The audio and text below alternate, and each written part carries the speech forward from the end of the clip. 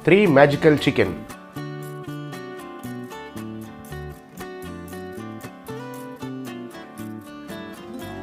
एक गांव में सीताराम कहकर एक गरीब किसान रहता था। उनके बीवी का देहांत होने के बाद कल्पना कहकर और एक लड़की के साथ दूसरा शादी किया। कल्पना को उनकी सौतेली बेटा बिल्कुल पसंद नहीं था, फिर भी बाहर बहुत प्यार करने का नाटक करती थी।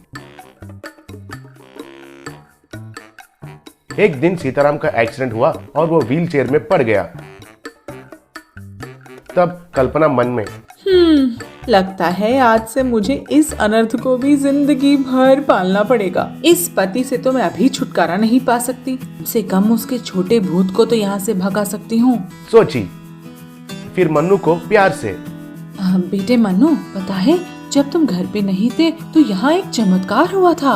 हमारे घर पर हिमालय से कोई स्वामी पधारे थे। वो अपनी जड़ी बूटी की दवाइयों से तुम्हारे पिताजी को ठीक करने की बात कर रहे थे और कह रहे थे कि उनकी दवाई में जो जड़ी बूटी डलेगी वो उस विंध्य पर्वत के पीछे की तरफ ही मिलती है। तुम्हें कैसे भी वहाँ जाकर उस जड़ी बूटी को लेके आना पड़ेगा बेटा। तुम फिक्र मत करो माँ, मैं हूँ ना। पिताजी को ठीक करने के लिए जितना भी दूर जाना पड़े मैं जाऊंगा, कितना मुश्किल ही क्यों ना हो मैं करूँगा। उन जड़ी बूटी को जमा करके ही आऊंगा, मुझे आशीर्वाद दो माँ। तब मन्नू उस जड़ी बूटी को ढूंढते हुए जंगल के रास्ते में जाने लगा। कल्पना, ओ कल्पना, मन्नू कहाँ है? दिखाई नहीं दे रहा है। कुछ काम के लिए भेजी हो क्या? हाँ, बहुत बड़े काम पर ही भेजा है उसे, और अब तक तो वो उस जगह पहुंच ही गया होगा जहाँ से वो कभी वापस ही नहीं आ सकता है। जंगल में कोई शेर या बाघ अब तक उसे खा चुका होगा। उसके बारे में आप अब भूल ही जाओ। तब सीताराम बाहर कुछ भी नहीं कह पाया और मन ही मन में, ये राक्षस अंदर ही अंदर इतना गंदी सोचती है और बाहर प्यार का नाटक करती है। इस राक्षस की बात सुनकर मेरे बेटे अपने जान जोखिम में डालने चला गया। हे भगवान, अब आप ही मेरे बेटे की रक्षा करना होगा, कहकर दुखी हुआ। मन्नू जंगल में जा रहा था, उसको एक तरफ से चिड़ियों का आवाज सुनाई दिया। तब मन्नू उधर देखने के लिए गया। तब उधर एक सांप 3 मुर्गियों को पकड़कर खाने के लिए बहुत कोशिश कर रही थी। वे 3 मुर्गियां मौत की डर से चिल्ला रहे थे। मन्नू को वो देखकर बहुत तरस आया। जैसे भी करके उनको बचाना है कहकर सोचने लगा, लेकिन वो सांप को देखकर बहुत डर गया। वो सांप एक मुर्गी को खाने के लिए अपने मुंह खोलकर पकड़ने वाली ही थी। तब मन्नू ने हिम्मत करके उसके पास जाकर उस सांप का पूंछ को पकड़कर बहुत दूर फेंक दिया। तब वो सांप जाकर एक पत्थर पर लगा और एक गंधर्व के रूप में बदल गया। तब मन्नू को कुछ समझ में नहीं आया और सम्मोहित होकर देखते रह गया। उनसे बचाया गया वे 3 मुर्गियां, एक पैसों की मुर्गी, एक सोने का मुर्गी और एक हीरों का मुर्गी जैसे बदल गए। शाबाश मन्नू, तुमने इन 3 मुर्गियों को बचाने के लिए बहुत साहस किया। ये सब मेरा किया हुआ माया है। ये तीनों देवता का मुर्गियां हैं। इनमें से तुम्हें कौन सा मुर्गी चाहिए मांगो। इन मुर्गियों के दिए हुए अंडों से तुम जिंदगी भर आराम से जी सकते हो। मुझे माफ कर दीजिए स्वामी, मुझे आपकी मुर्गियों की जरूरत नहीं है। मैं मेरे पिताजी के सेहत को ठीक करने के लिए जड़ी बूटियों को ढूंढते हुए आया था। कितना भी कोशिश किया तो भी वो कहाँ है ढूंढ नहीं पा रहा हूँ। मुझे वो जड़ी बूटी कहाँ मिलेगा उतना बता दीजिए बस। तब वो गंधर्व बहुत खुश होकर, तुमको बहुत संपदा मिलने का रास्ता दिखा रहा हूँ। उसे छोड़कर ये क्या तुम्हारे पिताजी का सेहत कह रहे हो? तुम्हारी सौतेली माँ तुमसे छुटकारा पाने के लिए ही तुमको जंगल में भेजी। मेरा बात सुनो, तुमको जो भी पसंद आया वो मुर्गी को लेकर जाओ और अपना जिंदगी आराम से जियो। मुझे माफ कर दीजिए स्वामी, मुझे मेरे पिता के सेहत के अलावा और कुछ भी जरूरी नहीं है। परिवार के बिना पैसे से क्या करना है बोलिए। मेरी माँ कभी भी मुझे नहीं छोड़ेगी। अगर मेरी माँ को मेरी जरूरत नहीं है तो भी मुझे मेरी माँ की जरूरत है। मुझे मेरे पिता के सेहत को ठीक करना है। तुमको तुम्हारे पिताजी के ऊपर प्यार और माँ के ऊपर विश्वास को देखकर मुझे बहुत खुशी हो रहा है। तुम ये 3 मुर्गियों को घर ले जाओ। ये लो, इस जड़ी बूटी को तुम्हारे पिताजी के पाँव में लगा देना, ठीक हो जाएंगे, कहकर उसको एक जड़ी बूटी दिया और आशीर्वाद देकर गायब हो गया।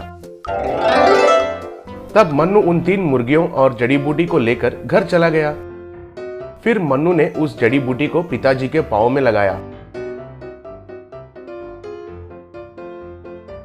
तब सीताराम व्हीलचेयर से उठकर खड़ा हो गया और मन्नू को जोर से गले लगाया।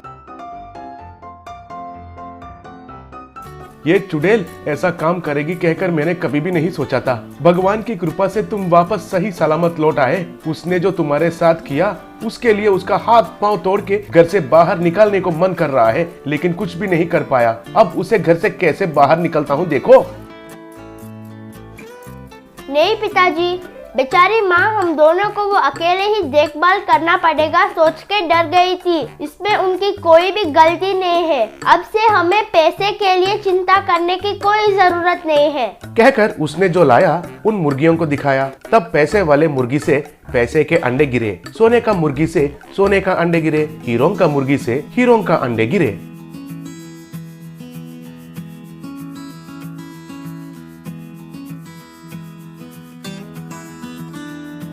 बेटा मन्नू, मुझे माफ कर दे। मैं तेरे अंदर की अच्छाई को पहचान ही नहीं पाई। आज से तू ही मेरा सोना बेटा है।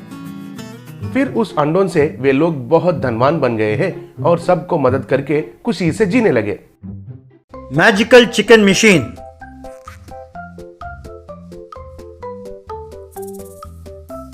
सारंगपुर नाम के गांव में एक चिकन की दुकान थी। उसका मालिक था देवानंद। उसके बेटे का नाम था लड्डू। वो बहुत लालची था।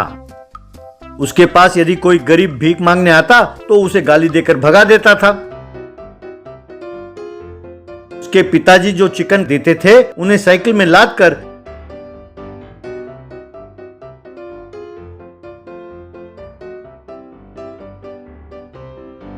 ढाबा में जाकर सप्लाई करता था। फिर उसके बदले में उनसे पैसे ले लेता था। वहाँ तैयार होने वाले चिकन कबाब, ग्रिल्ड चिकन, तंदूरी चिकन सब देखता रहता था। ये देखकर एक ढाबे का मालिक, क्यों भाई लड्डू, ये क्या तुम हर रोज इन्हें ताकते रहते हो? खाने का दिल कर रहा है क्या? अरे भाई तुम्हें जो पसंद हो खा लो, मैं पैसे खाते में लिख लूंगा। एकदम सिंपल है। अरे इन्हें खाने के लिए मैं इन्हें नहीं देख रहा हूँ। आप हमसे 180 रुपए केजी के हिसाब से चिकन खरीदते हो, लेकिन उसमें मसाला, तेल वगैरह डालकर आप उसे 3 गुना दाम में बेचते हैं। इस तरह आप बहुत पैसे कमा रहे हैं। आपका काम अच्छा है। अरे बेटा लड्डू, हमारे भी बहुत खर्चे होते हैं। तेल, घी, मसाला, चूल्हा, ये सब मुफ्त में नहीं आता है ना बेटा। काम करने वालों का तनख्वाह, ये ढाबे का किराया, ये सब भी तो देना पड़ता है बेटा। वो सब पैसे मैं कहाँ से लाऊंगा? अरे जो भी कोई काम करता है उसमें नफा नुकसान सब होता है बेटा। दूर के ढोल सुहाने होते हैं, जब नजदीक जाओगे तब उसका असली रूप पता चलेगा। कहकर वहाँ से चला गया। ये क्या, जिस किसी से पूछो सब यही कहते हैं कि हमारा ज्यादा मुनाफा नहीं है। मैं इनके बातों पर यकीन नहीं करने वाला। 1 किलो चिकन 180 रुपए में खरीदते हैं और 500 रुपए कमाते हैं। मैं भी अगर एक ढाबा खोल लूं तो खूब पैसे कमा सकता हूं। वो हर रोज ढाबे का जो कूड़ा करकट था सब लाकर गांव के बाहर एक कूड़ेदान में फेंकता था। एक दिन उसे उस कूड़ेदान में एक मशीन दिखाई दिया। अरे ये क्या है, बड़ा अजीब मशीन है, कल तो यहाँ पर नहीं था। वैसे ये मशीन क्या काम करता होगा, यूं सोच रहा था। बेटा लड्डू, मैं एक जादुई मशीन हूँ। मुझे लोगों की सहायता करने के लिए बनाया गया है। अगर तुम मेरे मशीन में चिकन डालोगे तो उसमें से चिकन कबाब, चिकन तंदूरी, ग्रिल्ड चिकन और कई चिकन के आइटम बाहर निकलेंगे। लेकिन वो सब आइटम गरीबों की भूख मिटाने के लिए ही इस्तेमाल करना होगा। अगर तुम्हें ये बात मंजूर है तभी मुझे यहाँ से ले जाओ। माय डियर मैजिकल मशीन, अरे मैं तो पैदा हुआ ही इसीलिए था कि मैं गरीबों की सेवा कर सकूं। मैंने तो अपना जिंदगी गरीबों के लिए समर्पित कर दिया है। आप मेरा यकीन करो, अगर गरीबों की सेवा करने का मौका मुझे मिल रहा है तो मैं मना क्यों करूंगा भला। मैं तुम्हें ले जाऊंगा और गरीबों की भूख मिटाऊंगा। इस तरह लड्डू वो मशीन ले गया और एक ढाबा खोला। वो मशीन में कच्चा चिकन डालता था। बस उसमें से चिकन कबाब, ग्रिल्ड चिकन, तंदूरी चिकन और ना जाने कितने किस्म के चिकन के आइटम्स बाहर निकलते थे।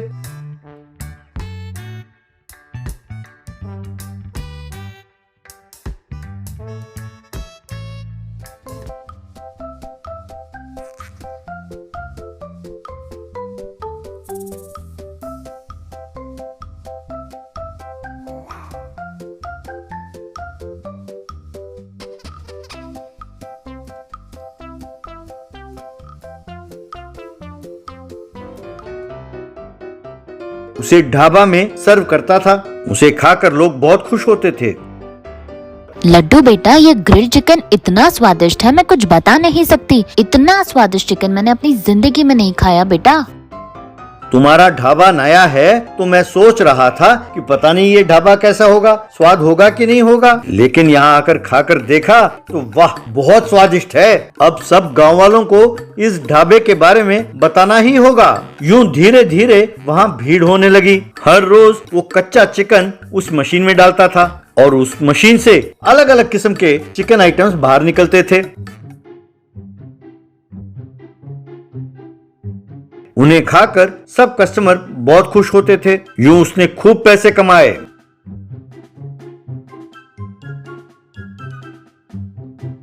एक दिन ढाबे के पास आए कुछ गरीब लड़कों से, क्यों रे कमबख्तो, अरे तुम्हें भीख मांगने के लिए मेरा ही ढाबा मिला था क्या? कमीनों, अरे तुम्हारी शक्ल देखूं तो उल्टी आती है। अरे मेरे ग्राहकों ने तुम लोगों को देख लिया तो वो यहाँ खाना बंद कर देंगे। अब दफा हो जाओ यहाँ से कमीनों, कहकर डांटा। ये सब बातें मशीन को सुनाई दी। एक दिन एक पहलवान अपने चमचों के साथ ढाबे में पहुंचा। क्यों रे लड्डू, सुना है तुम्हारे चिकन बहुत जबरदस्त है। अरे गांव वाले तुम्हारे चिकन की खूब तारीफ कर रहे हैं। जरा मुझे और मेरे चेलों को अच्छी चिकन देना, हम भी स्वाद चखते हैं। तब लड्डू ने तुरंत कच्चा चिकन मशीन में डाला। उनमें से कई किस्म के चिकन आइटम बाहर निकलने लगे।